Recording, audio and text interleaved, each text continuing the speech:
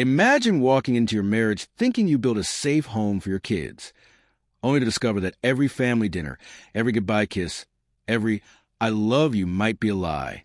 Now imagine not only uncovering betrayal, but making sure the people who destroyed your trust paid for it in ways they never saw coming. If you've ever been betrayed, if you've ever craved that gut punch of justice when someone gets exactly what they deserve, then hit that like button, subscribe, and buckle up. Today's story is about a husband, a cheating wife, and a revenge so devastating it turned another man's entire life upside down. Full narrative expansion, main story, 6 to 13 minutes. It was the early 2000s.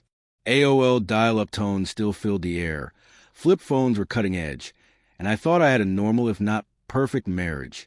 My wife and I had 2 young kids, just 4 and 6. They were at that sweet stage where every sentence was a half-formed story about their day, full of silly details, but also unfiltered truth. And that's where the cracks began to show. One night, I tucked my kids in, and they casually mentioned how much fun they had at Grandma and Grandpa's house. Sweet, right? But here's the thing. Her parents lived 90 minutes away, and the kids were talking about going there 3 times a week. That didn't sit right. I knew something was off.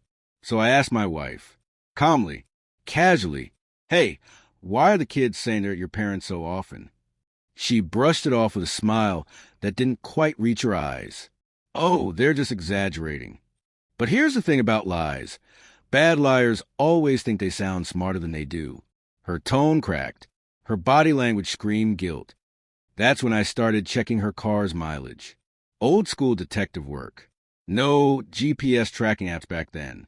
Just pen, paper, and the odometer. And sure enough, every week, she was driving 400 extra miles. That's not running errands. That's not visiting mom and dad. That's a double life. But I didn't have hard proof yet. And then fate, sweet, careless fate, handed me the golden ticket. One day, I sat down at the family computer. There was a yellow sticky note. Scribbled on it, her AOL password. My hands shook as I typed it in. I didn't know what I would find, but I knew it wouldn't be good. And there it was, email after email with her college best friend, bragging, gloating, talking about how she was sneaking off to sleep with her high school ex-boyfriend. And not just that, mocking his wife, saying she'd let herself go after kids, laughing at another woman's struggles while stabbing me in the back. I printed every single one, black and white proof, betrayal in ink. But I needed more. The emails told me what. I needed to know how, when, where. That's when I called a friend who was a cop. He referred me to a private investigator. Let's call him Ron. Ron was ex-police, tough as nails, and absolutely relentless. I paid the retainer, handed him the emails, and waited. A week later, Ron came back with the truth. And the truth hurt. Photographs, dates, times, a full report. My wife's schedule was clockwork. Drop the kids off at her parents. Meet her ex, let's call him Bob, for lunch. Then straight to a seedy motel. A few hours of betrayal. Then back to pick up the kids and play happy family. Every detail laid out in black and white. See, my parents had cheated on each other. My childhood was a war zone of shouting matches, slammed doors, and broken trust. I had sworn, my kids would never live through that. So I called a divorce lawyer. Quietly, methodically, no outbursts, no confrontations. Just cold, calculated preparation. But I wasn't done yet, because while my wife was betraying me, her partner in crime, Bob, wasn't innocent either. He was married, with 3 kids of his own. And thanks to Ron, I now knew everything about him. And oh boy, karma was about to hit him like a freight train. The plan was simple, but brutal. Step 1, have my wife serve divorce papers at her job. No chance to spin the story. No time to hide. Public. Embarrassing. Final. Step 2, on that exact same day, I sent Ron to meet Bob's wife with a neatly packaged folder. Photos. Reports, proof. I didn't know her personally, but from everything I could tell, She was a decent woman. She deserved to know, and she did not take it lightly. What happened next was like watching dominoes fall. Bob's wife didn't just confront him, she obliterated him. She cleaned out their bank account, took the kids, left him standing in an empty house. And then came the next blow. Her father owned the company where Bob was a VP of sales. When Dad found out his son-in-law had been sneaking around with another woman while humiliating his daughter, Bob was fired.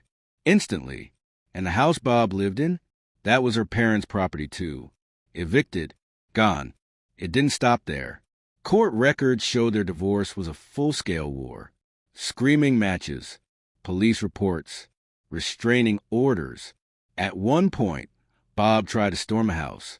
His brother-in-law broke his nose. Criminal charges. Jail time. Bob's life wasn't just ruined. It was dismantled, brick by brick.